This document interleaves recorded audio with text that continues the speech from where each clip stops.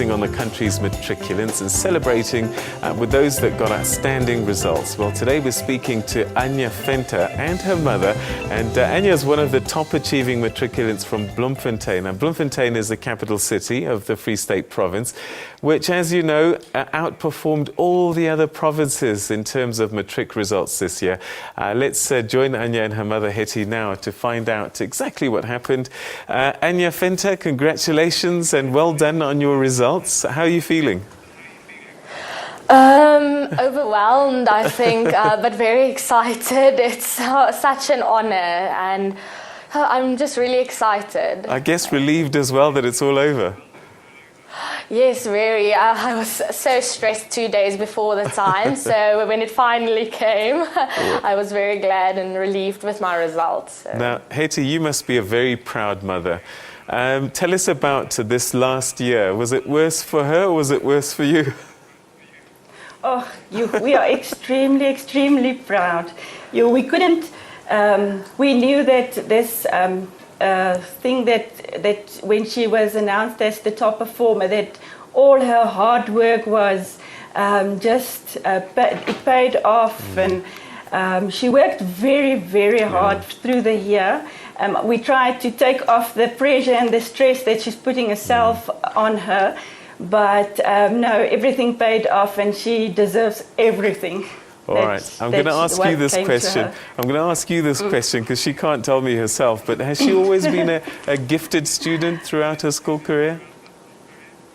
Yes, definitely. Gifted and so privileged to do so well and be so self-disciplined and dedicated, and just doing so extremely well. Gosh, right. Now, Anje, how do you stay focused like that? It seems like your mother had to pull you away from your book sometimes.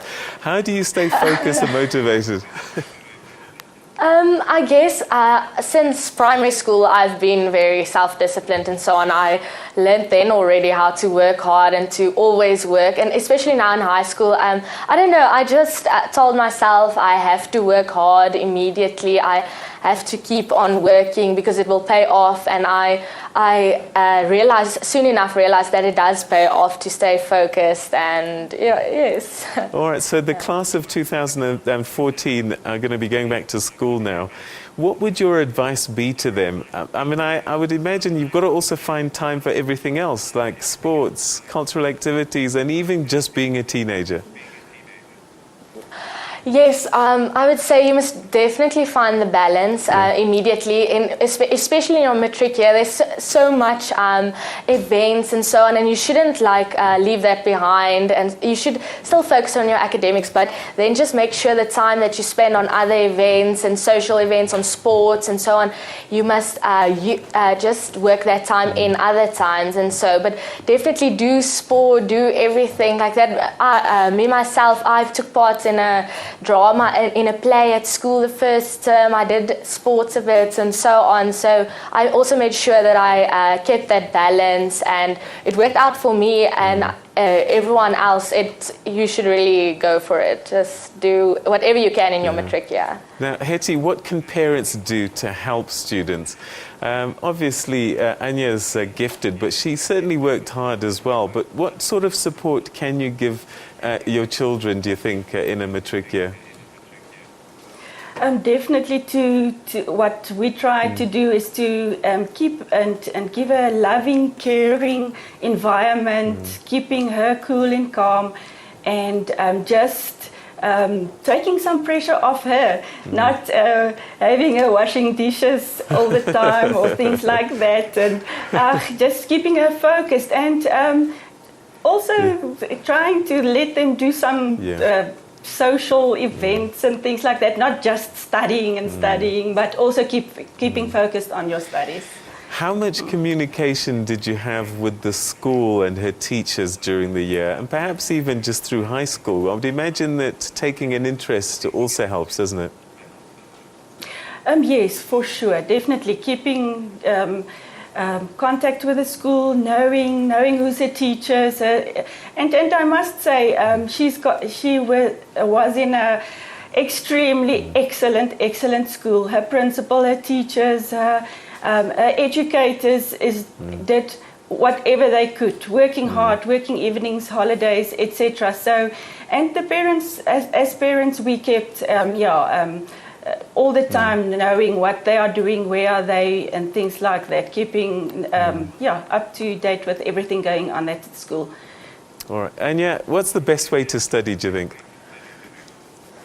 I don't think there's one way, but I myself, I didn't have people might find this hard to believe, but for example, I sit on my bed and study and everything. So you see, everyone has a different method to how to study and so on. And some people like to study in short intervals. Me, on the other hand, I like to study and try to get in as much information immediately. And yes, I think it's however you should find your own own study environment and own likes and dislikes in terms of studying. I can't really tell you exactly how you should do it or so. So what does the future hold for you? What do you want to study next? What do you see your future looking like?